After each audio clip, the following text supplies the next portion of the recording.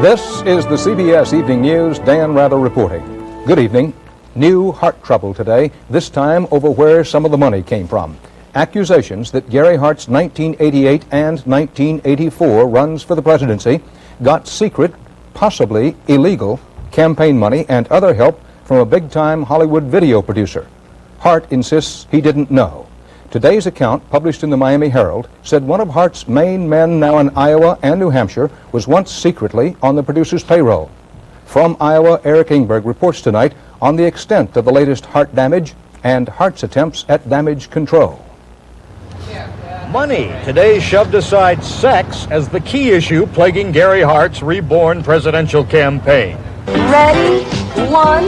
The man behind the Jane Fonda workout tapes, wealthy California producer Stuart Carl, has given Hart's past and current presidential campaigns a big lift, reportedly through back doors that may run afoul of federal laws. He's helped Hart with everything from plane and helicopter trips to staff salaries. Dennis Walto has been constantly at Hart's side in Iowa, often serving as a campaign spokesman. But he was on Carl's payroll, not Hart's, in 1985 and 86 while working for Hart, a possible law violation. His pay, $3,000 a month, was not reported to federal election officials.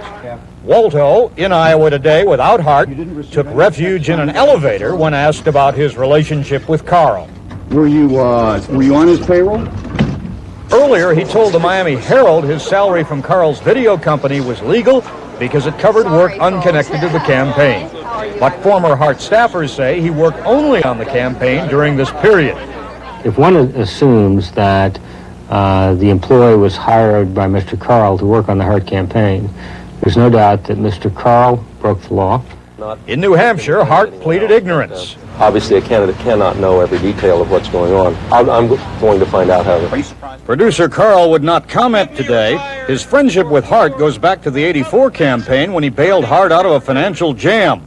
Strapped for funds at the time of the Democratic convention, Hart's people got nearly $16,000 from Carl in a short-term loan of questionable legality. An aide to Carl confirmed to CBS News that Carl had told her, "We're going to be paying some bills for Hart. Give them what they want." The checks with the words Hart campaign on them were then issued.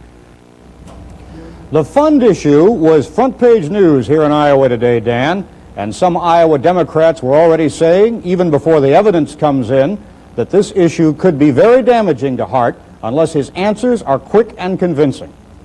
Eric, if Gary Hart insists he didn't do it, why is this such a serious development as seen in Iowa?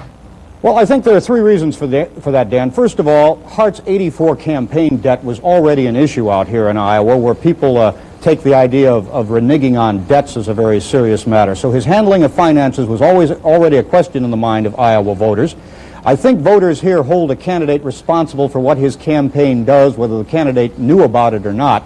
And most importantly, as stressed by Hart in the last Iowa debate, he has been saying that he should be judged on his issues of public morality, and that the issues of his private morality, his problems with Donna Rice, should be something that is a secondary issue. Well, now we've got a question of public morality involving money, and it's the kind Iowans will take seriously. And what about these rumbles from the Hart camp that this may have been leaked by opponents, old or new, and that it's unfair, a case of piling on?